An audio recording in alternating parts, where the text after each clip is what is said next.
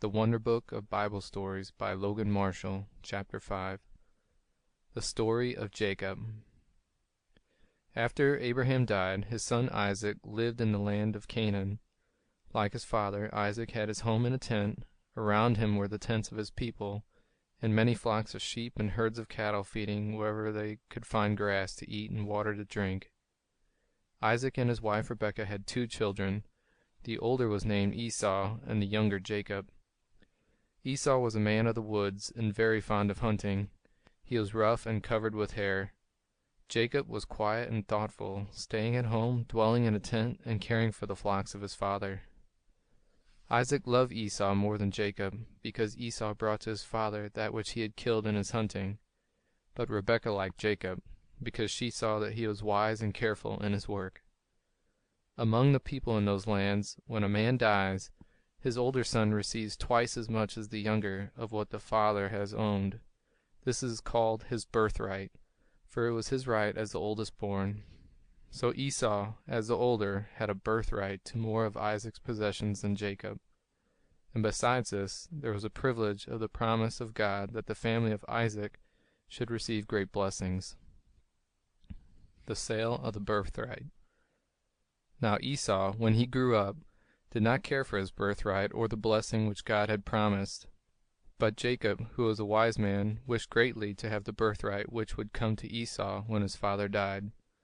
Once, when Esau came home, hungry and tired from hunting in the fields, he saw that Jacob had a bowl of something that he had just cooked for dinner. And Esau said, "Give me some of that red stuff in that dish. Will you not give me some? I am hungry." And Jacob answered, "I will give it to you, if you will first of all sell to me your birthright." And Esau said, "What is the use of the birthright to me now, when I am almost starving to death? You can have my birthright if you will give me something to eat." Then Esau made Jacob a solemn promise to give to Jacob his birthright, all for a bowl of food. It was not right for Jacob to deal so selfishly with his brother, but it was very wrong in Esau to care so little for his birthright and God's blessing. Some time after this, when Esau was 40 years old, he married 2 wives. Though this would be very wicked in our times, it was not supposed to be wrong then, for even good men then had more than one wife. But Esau's 2 wives were women from the people of Canaan, who worshipped idols, and not the true God. And they taught their children also to pray to idols, so that those who came from Esau, the people who were his descendants, lost all knowledge of God and became very wicked. But this was long after that time. Isaac and Rebekah were very sorry to have their son Esau marry women who prayed to idols and not to God. But still Isaac loved his active son Esau more than his quiet son Jacob. But Rebekah loved Jacob more than Esau. Isaac became at last very old and feeble, and so blind that he could see scarcely anything. One day he said to Esau, "My son, I am very old, and do not know how soon I must die. But before I die, I wish to give you, as my older son, God's blessing upon you and your children and your descendants. Go into the fields, and with your bow and arrows shoot some animal that is good for food, and make for me a dish of cooked meat, such as you know I love.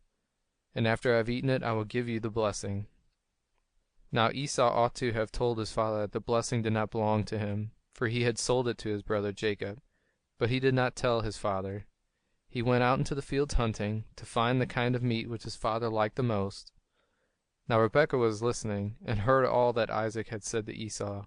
She knew that it would be better for Jacob to have the blessing than for Esau, and she loved Jacob more than Esau. So she called to Jacob and told him what Isaac had said to Esau, and she said, "Now my son, do what I tell you, and you will get the blessing instead of your brother. Go to the flocks, and bring to me 2 little kids from the goats, and I will cook them just like the meat which Esau cooks for your father. And you will bring it to your father, and he will think that you are Esau, and will give you the blessing, and it really belongs to you." But Jacob said, "You know that Esau and I are not alike. His neck and arms are covered with hairs, while mine are smooth. My father will feel of me, and he will find that I am not Esau, and then instead of giving me a blessing, I am afraid that he will curse me." But Rebekah answered her son, "Never mind. You do as I have told you, and I will take care of you. If any harm comes, it will come to me. So do not be afraid, but go and bring the meat." Then Jacob went and brought a pair of little kids from the flocks, and from them his mother made a dish of food, so it would be to the taste just as Isaac liked it. Then Rebekah found some of Esau's clothes, and dressed Jacob in them, and she placed on his neck and hands some of the skins of the kids, so that his neck and his hands would feel rough and hairy to the touch. Then Jacob came into his father's tent, bringing the dinner, and speaking as much like Esau as he could. He said, "Here I am, my father." And Isaac said, "Who are you, my son?" And Jacob answered, "I am Esau, your oldest son. I have done as you bade me. Now sit up and eat the dinner that I have made, and then give me your blessing as you promised me." And Isaac said, "How is it that you have found it so quickly?" Jacob answered, "Because the Lord your God showed me where to go and gave me good success." Isaac did not feel certain that it was his son Esau, and he said, "Come near and let me feel you, so that I may know that you are really my son Esau." And Jacob went up close to Isaac's bed, and Isaac felt of his face, and his neck, and his hands, and he said, "The voice sounds like Jacob, but the hands are the hands of Esau. Are you really my son Esau?" And Jacob told a lie to his father and said, "I am." Then the old man ate the food that Jacob had brought him, and he kissed Jacob, believing him to be Esau. And he gave him the blessing, saying to him, "May God give you the dew of heaven and the richness of the earth, and plenty of grain and wine. May nations bow down to you and peoples become your servants. May you be the master over your brother, and may your family and descendants that shall come from you rule over his family and his descendants. Blessed be those that bless you, and cursed be those that curse you." Just as soon as Jacob had received the blessing, he rose up and hastened away. He had scarcely gone out, when Esau came in from hunting, with the dish of food that he had cooked. And he said, "Let my father sit up and eat the food that I have brought, and give me the blessing." And Isaac said, "Why, who are you?" Esau answered, "I am your son, your oldest, Esau." And Isaac trembled, and said, "Who then is the one that came in and brought to me food? And I have eaten his food and have blessed him. Yes, and he shall be blessed." When Esau heard this, he knew that he had been cheated, and he cried aloud with a bitter cry, "O my father, my brother has taken away my blessing, just as he took away my birthright. But cannot you give me another blessing too? Have you given everything to my brother?"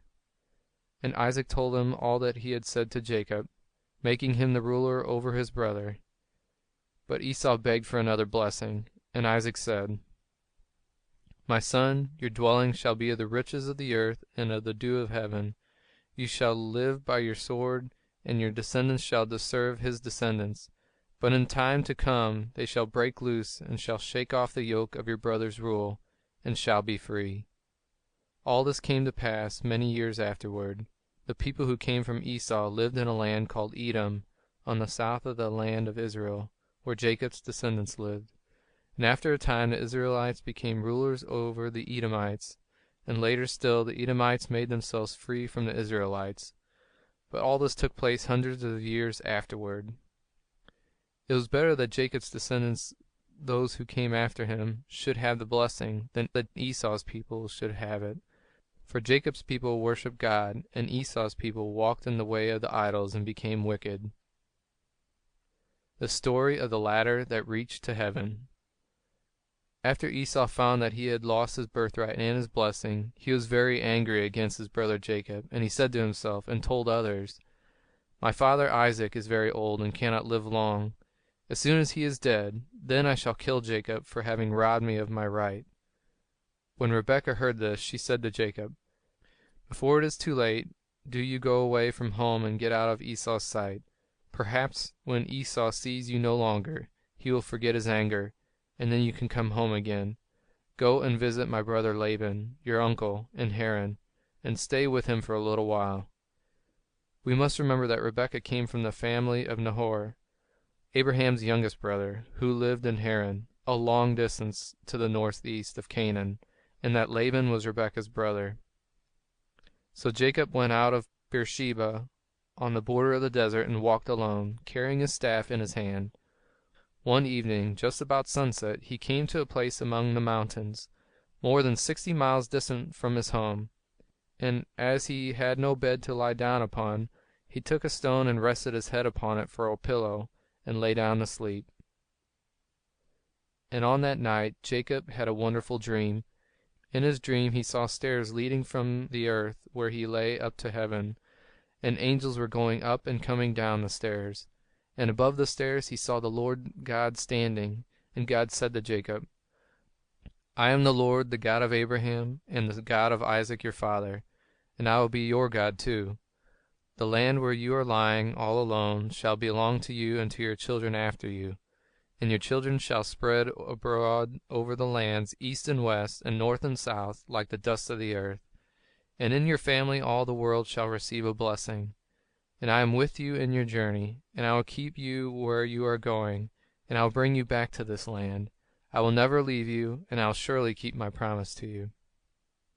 And in the morning Jacob awakened from his sleep, and he said, Surely the Lord is in this place, and I did not know it. I thought that I was all alone, but God has been with me. This place is the house of God. It is the gate of heaven.